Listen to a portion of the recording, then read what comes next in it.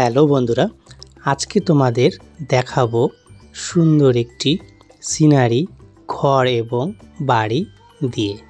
তো চলো বন্ধুরা, প্রথমে আমি এভাবে ব্যাকা করে উপর থেকে নিচ থেকে ব্যাকা করে ধনুকের মতন টান দিয়ে তারপরে ঘরে এভাবে দেওয়াল করে তারপরে ঘরের নিচ থেকে এভাবে টান দিয়ে ঘরের নিচটা করে এভাবে বাঁশ করে নেব। করে নিয়ে বড় একটি এরকম চৌকা করে টেনে নিয়ে মাঝখানে দাগগুলো এরকম টেনে টেনে জানলার শিকলগুলো দিয়ে নেব। পিছনে একটি ছোট্ট ঘর দেখা যাচ্ছে। একইভাবে আমি এভাবে ব্যাকা করে টেনে জানলা করে নেব। পিছনে একটি ঘর দেখা যাচ্ছে। তারপরে ঘরের সামনে একটি বড় গাছ এভাবে আমি ব্যাকা ব্যাকা করে ডালগুলো করে নিয়ে এভাবে গাছের ঝোপগুলো এরকম ব্যাকা ব্যাকা করে গোল করে নেব। নেওয়ার পর আরেকটি ঘর আমি এভাবে করে বড় গাছ করে নিয়ে আমি রংটাকে প্রথমে আকাশি নীল দিয়ে এভাবে ফাঁকা জায়গাগুলোকে এভাবে রং দিয়ে আমি ভরে নেব। এইভাবেই আমি সম্পূর্ণ জায়গাটা এভাবেই আস্তে আস্তে ভরব। উপর থেকে ডিপ করে বন্ধুরা নিচে হালকা করে নেব। উপর থেকে আমি সব জায়গাতেই আমার যেখানে আমি রং করছি সে গাছটি শুকনো গাছ দেখাবো। তো কোনো গাছের ওই জন্য ঝোপ করিনি বা পাতাও কোনো দেখায়নি, সেজন্য ডালের মাঝখানে আমি রঙগুলো আমি ভরে দিচ্ছি। উপর থেকে ডিপ করে নিচে আমি হালকা রং করব। এভাবে আমি ডালগুলোর ফাঁকে ফাঁকে আকাশি রঙটা দিয়ে আকাশি নীল রঙটা দিয়ে আমি এভাবে ভরে দেব। এভাবে আমি গোটা আকাশটিকেই আমি এভাবে ভরে নেব। নিচে রঙটাকে হালকা দেব। আর যে গাছটায় আমি ঝোপ দেখিয়েছি সেই গাছটার শুধু নিচে রং হবে আর উপরে কোনো রং হবে না। তাই আমি নিচেই এইভাবে ফাঁকা জায়গাগুলিকেই আকাশি রং দিয়ে উপর থেকে ডিপ করে নিচে আমি হালকা করে দিচ্ছি। এভাবেই আমাকে রঙগুলো করে নিতে হবে। এভাবেই আমার রঙটি কমপ্লিট হয়ে গেলে আমি পরবর্তী রঙে আমি যাব। এভাবে আমি আকাশটিকে প্রথমে কমপ্লিট করে নেব। এভাবে আকাশটি আমার দেখো আস্তে আস্তে কমপ্লিট হয়ে যাচ্ছে। একটু আঙ্গুল দিয়ে এভাবে আমি উপরের ডিপ জায়গাগুলোকে একটু ঘষে নেব। নিচে অত ঘষার দরকার নেই। উপরের রঙগুলোকে ঘষে নেওয়ার পর বড় গাছটিকে আমি কালচে হলুদ দিয়ে আমি সাইডগুলোকে এভাবে ডিপ করে রং ঘষে নেব। এভাবে আমি ডিপ করে কালচে হলুদ দিয়ে সাইডগুলোকে রং আমি এভাবে ঘষে নেব।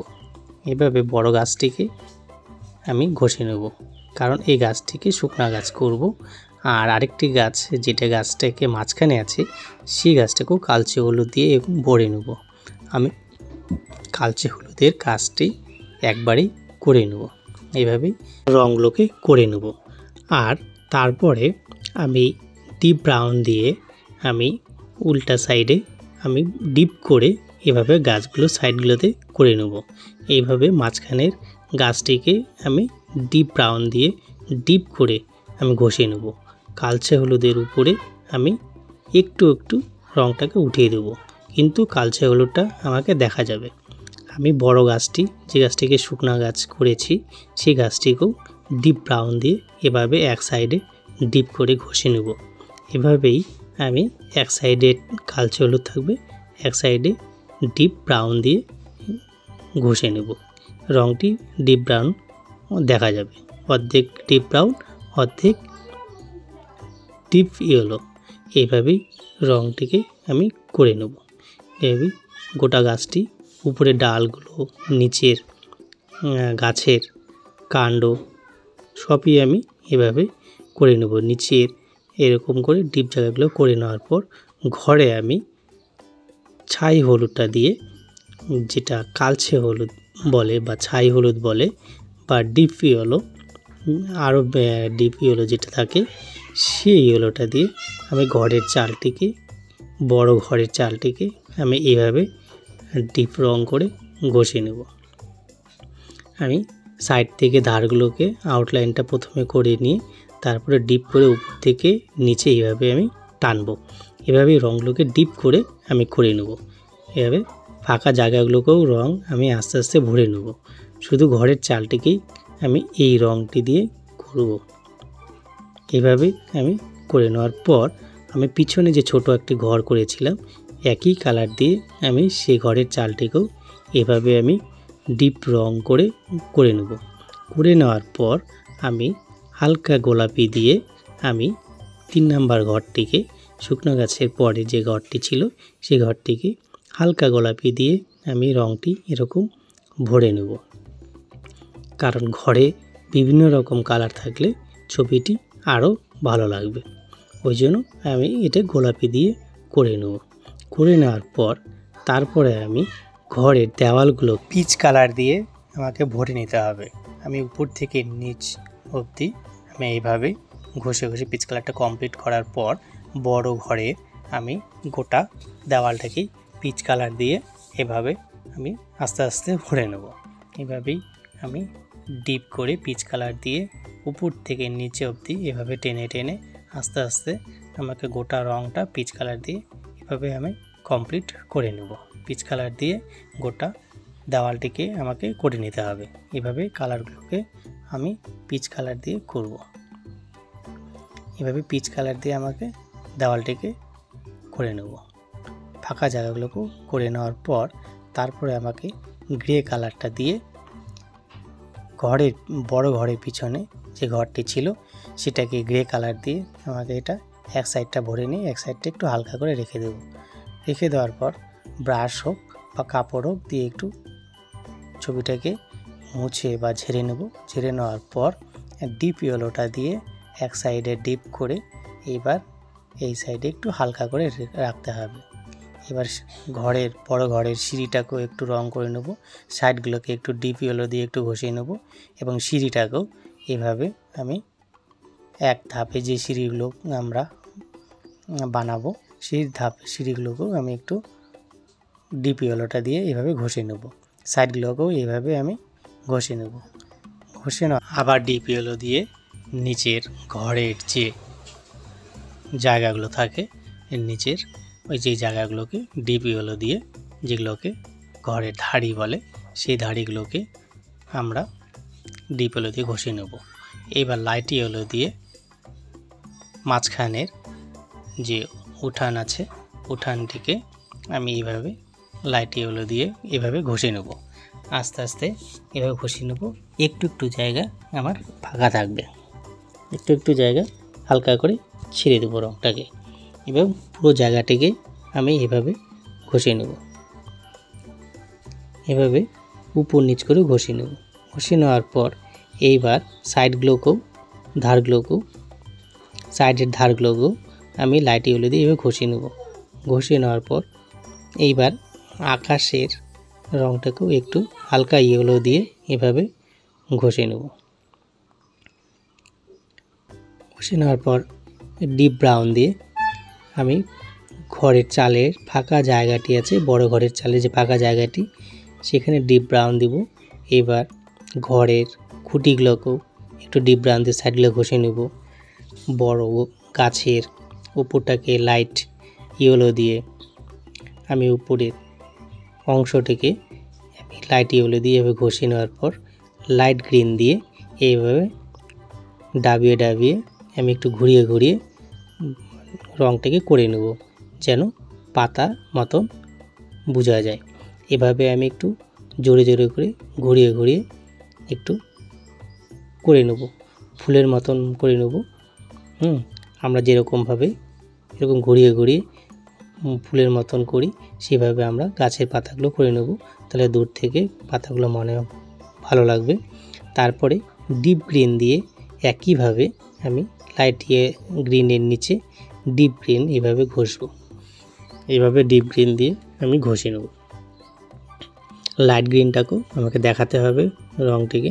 ঘষে নেওয়ার পর আমাকে এইবার সবার নিচে জঙ্গলটিকে বা একটু ঘাস আছে সেই জায়গায় আমাকে লাইট গ্রিন দিয়ে একটু এইভাবে আমাকে ঘষে নেওয়ার পর ডিপ গ্রিন দিয়ে আমাকে এইভাবে গাছগুলোকে দেখাতে হবে। দেখানোর পর আমি বড় ঘরের জানালার ফাঁকে ফাঁকে ডিপ যে ব্লু আছে, ডিপ ব্লু দিয়ে উপর থেকে ডিপ করে ঘষিয়ে নেব। মাঝখানের জানালার যে শিকগুলো আছে সেগুলো যেন বোঝা যায়। এভাবে আমি ডিপ ব্লু দিয়ে এভাবে আমি জানলাগুলোর ফাঁকা জায়গাগুলোকে ভরে দেব। ভরে দেওয়ার পর এইভাবে আমি লাইট ব্লু দিয়ে এবার আমি সাইডগুলোকে জানলা ভরে দেওয়ার পর এইবার ব্রাউন দিয়ে লাইট ব্রাউন দিয়ে আমি যে পিচ কালারটি বড় ঘরে পিচ কালারটি করেছি, বড় ঘরের পিচ কালারের উপরে লাইট ব্রাউন দিয়ে উপর থেকে নিচে অবধি এভাবে ডিপ করে দিয়ে এইবার সামনের জায়গাটিকে একটু হালকা করে ছেড়ে দেব। একটু সাইডগুলোকে ভরে নিয়ে হালকা করে আমাকে রঙটাকে ছেড়ে দিতে হবে। এইভাবে এক সাইড থেকে ডিপ করে সামনের জায়গাটিকে এভাবে ফাঁকা করে নেব, যেন আলো ছায়াটিকে আমরা ভালো বুঝাতে পারি। এভাবেই আমরা ডিপ করে রঙটাকে সাইডে হালকা করব। করার পর এবার এক ধাপ যে সিঁড়ি বড় ঘরের সেখানেও আমি লাইট ব্রাউন দেব। ধারগুলোকেও লাইট ব্রাউন দিয়ে এভাবে ঘষে নিয়ে রঙটাকে ব্লাইন্ড করে দেব। এভাবে আমি যেখানে রং দিয়েছিলাম ডিপ পিওলো সেগুলোর জায়গায় আমাকে ব্রাউন দিয়ে ঘষে নেব। ঘষে নেওয়ার পর আঙুল দিয়ে এভাবে একটু ঘষে নেব। ঘষে নিলে আরও ব্লাইন্ড হয়ে যাবে। তারপরে ঘরের পিছনে বড় ঘরের পিছনে ঘরটির চালটিকেও ডিপ ব্রাউন দিয়ে এক সাইডটা ডিপ করে দিয়ে সাইডে হালকা করে আমি এভাবে ছেড়ে দেব। দেওয়ার পর বড় ঘরের সামনের যে ঘরটা সেই ঘরের চালগুলোকেও ডিপ ব্রাউন দেব। ডিপ ব্রাউন দিয়ে সাইডগুলোকে এভাবে ধরে ধরে ধরে ধরে সুন্দর করে রঙের আমরা মাথা দেখাবো না, আমরা রঙের মাথা দেখালেই ভালো লাগবে না, তাই রঙের মাথা দেখাবো না। এইভাবে ধরে ধরে আমাকে হালকা করে ছেড়ে দিতে হবে। উপর থেকে এভাবে ডিপ করে নিচে আমরা টেনে দেব। এক সাইডটি রঙটাকেই আমরা হালকা করে আমরা এভাবে রাখবো। রাখার পর একটু আউটলাইন করে নেওয়ার পর এবার লাইট ব্রাউন দিয়ে ঘরের নিচের যে উঠানের যে জায়গাগুলোকে একটু লাইট ব্রাউন দিয়ে এভাবে একটু হালকা করে ঘষে নেব। গাছের নিচগুলোকেও ঘষে নেব। এইভাবে গাছের নিচগুলোকেও গাছ সাইডের উঠানের প্রতিটা জায়গায় কোনা কোনায় এভাবে ব্রাউন দিয়ে আমি ঘষে নেব। ঘষে নিলেই আমার মোটামুটি ছবিটা আস্তে আস্তে কমপ্লিট হতে যাচ্ছে। তারপরে আমি লাইট গ্রিন দিয়ে ঘরের ফাঁকা জায়গাগুলোকে আমি লাইট গ্রিন দিয়ে এভাবে দেখাবো। দেখার পর আঙুল দিয়ে এভাবে একটু আবার উঠানের জায়গাগুলোকে ঘষে নেব। ঘষে নেওয়ার পর এইবার আমি ডিপ ব্লু দিয়ে আমি এভাবে ডিপ গ্রিনের নিচে জায়গাগুলোকে করে নেব। তারপরে গাছের যে ফাঁকা বড় গাছের সাইডে যে রঙগুলো সেগুলো আমি কালো রং দিয়ে এভাবে আমি এক সাইডে যেখানে আমি ব্রাউন দিয়েছিলাম ব্রাউনের উপরে আমি একটু কালো রং দিয়ে এভাবে ডিপ করে ঘষিয়ে নেব। আর ডিপ ইয়েলোটা গাছে দেখা যাবে, তাহলে গাছটি আরও ভালো লাগবে। আমি শুকনা গাছটি আরও পরিষ্কার হয়ে যাবে। এভাবে আমি ব্ল্যাক ইউজ করব। ব্ল্যাক ইউজ করার পরে মাঝখানে গাছটাকেও সেমভাবে বড় গাছের মতন করব। এক সাইডের রঙগুলোকে আমি এরকমভাবে ব্ল্যাক ইউজ করব। এভাবে ডিপ ব্ল্যাক ইউজ করার পর আমি চালটাকেও এরকম ব্ল্যাক ইউজ করব। যেখানে ব্রাউন দিয়েছিলাম ব্রাউনের উপরেই শুধু আমি ব্ল্যাক ইউজ করব। আর ধারগুলোকেও সেমভাবে যেরকম ব্রাউন করেছিলাম সেভাবে ব্ল্যাক করে নেব। বেশি ব্ল্যাক দেব না, যেন চালটা খারাপ লাগে। আমি হালকা করে দেব। তারপর আমি ব্যাকা করে এরকম আউটলাইন একটু মোটা করে টেনে নেব। এরকম করে মোটা করে আউটলাইন দেখাবো। আমি দেখার পর আমি প্রতিটা ছবির প্রতিটা জায়গায় আমি চেষ্টা করব আউটলাইনটা আবার একটু করে দিয়ে দেওয়ার, হালকা হালকা করে একটু আউটলাইন দিয়ে দেওয়ার। জালনার যে শিকগুলোর ফাঁকে ফাঁকে আমি একটু ডিপ করে রঙটা দিয়ে নেব। সাইডের ধারগুলোকেও আউটলাইনগুলোকেও আমি একটু পরিষ্কার করে আরও দেখাবো। দেখানোর পর পিছনের যে ঘরের যে চালটি আছে সেখানেও আমি একটু ব্ল্যাক ইউজ করব। আমি লাইট টোন ডিপ টোন দেখাবো। এভাবে আমাকে ছবি কমপ্লিট করতে হবে। বড় ঘরের যে বাঁশ আছে বা খুঁটি আছে সেই খুঁটিগুলোকে সাইড দিয়ে করে দেওয়ার পর ছোট ছোট যে সিঁড়িগুলো আছে এক ধাপের, সেই সিঁড়ির এক ধাপের সিঁড়িগুলোর নিচেও একটু ব্ল্যাক ইউজ করব। এইবার পিচ কালার উপরে ব্রাউন করেছিলাম, তার উপরে হালকা হালকা করে, বেশি করব না, হালকা হালকা করে একটু ব্ল্যাকটা ইউজ করব। এবার হচ্ছে ডিপ ব্লু দিয়ে মাঝখানের যে ঘরটি আছে এক সাইডে ডিপ করে তারপরে আমি এক সাইডে হালকা করে এভাবে ছেড়ে দেবো। তারপরে আমি এবার পিছনে আরেকটি ঘর ছিল, সেই ঘরটা আমি ডিপ ব্লু দিয়ে এভাবে ঘর আর জানলাগুলোকে করব। আর ঘরের পিছনে একটু জঙ্গল দেখা যাচ্ছে, সেখানেও একটু ব্ল্যাকটা আমি দিয়ে হালকা দিয়ে ঘাসগুলো করে নেওয়ার পর আমি ছবির আউটলাইনগুলো এভাবে আমি ঘরের চালের আউটলাইনগুলো ধার দিয়ে ইউজ করব। তারপরে ঘরের পিছনে ঘরের চালটিকে ডিপ রেড দিয়ে হালকা পিঙ্ক করেছিলাম, গোলাপি রঙটা করেছিলাম, গোলাপি রঙের উপরে আমি একটু রেড ইউজ করে নেওয়ার পর ছবিটিকে একটু মুছে নেওয়ার পর বা ঝেড়ে নেওয়ার পর ঘরের দেওয়ালগুলোকেও এভাবে আমি আউটলাইনটা আস্তে আস্তে টেনে নেব।